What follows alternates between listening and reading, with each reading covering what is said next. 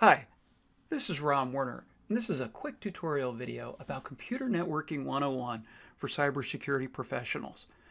Networks underlie everything we do across the internet, so it's important to understand how they work. Well, let's start by talking about what is a network. It's just a way to get stuff between two or more points. There are different types of ways to get information from the two or more points. There's the analog, like snail mail, or the old transportation systems, Pony Express, trains, or trucks. The digital is what we may be more familiar with routers, switches, gateways, clients like Windows, and servers like a web server. And then the application also can be part of the network. To get things from point A to point B, we need to understand and use protocols. What do you want to do? What is the application you want to use? Do I want to write a letter? Okay, is it going to be on paper or is it going to be through email? Where are you going? How is it going to get there? What type of addressing? How do you make sure it reaches the destination? How do you want it to get there? What's the media? Again, paper versus electronic. Do you want it to be through the internet? Do you want it to be through email? And then do you need to prove it's gotten there? Do you need integrity checking to make sure it hasn't been tampered with or no one's looked at it? These are all different types of protocols. To do this, we use what's known as a computer network model, and this is based on the OSI, Open Systems Interconnect, 7-layer model. You see the 7 layers on the left-hand side of your screen. It's been simplified somewhat on the right-hand side of your screen. This is something you'll need to know as a cybersecurity professional because there's a good chance a question will be on this on a certification exam.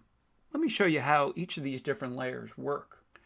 The physical layer. This is the base layer. This is how the electrons get from point A to point B through Ethernet cables, a coaxial cable, say for cable TV, or even Wi-Fi is considered a physical layer. The cables themselves are not enough. We need something called the data link layer that links the physical connections. We use what's known as a network interface card. That's where your Ethernet card is connected. Each NIC has a unique media access control number. It's the number you see on your screen. This is used to properly address and encapsulate the information over the wire. Above the data link layer is the network layer. You may be familiar with IP addresses. There are two major types of IP addresses, IP version 4 and IP version 6. IP version 6 is much newer and is used to be able to make sure every device on the internet has a unique address. So there are many more addresses. You see the example on the screen getting from host A to host B through routers by IP addresses. In order to be able to see IP addresses in action, you can use the ipconfig command on a typical Windows computer. You see in the example on your screen the physical or MAC address, IPv4 address, and IPv6 address. The next layer is the transport layer. This is how do we want the information to get from IP address to IP address. There are 3 major types. First is TCP, Transmission Control Protocol, and this is connection-oriented and provides error checking. It guarantees receipt.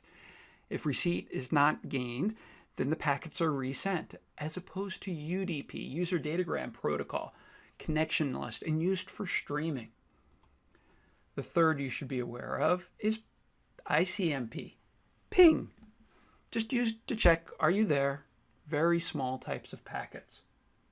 The last layer is the application layer.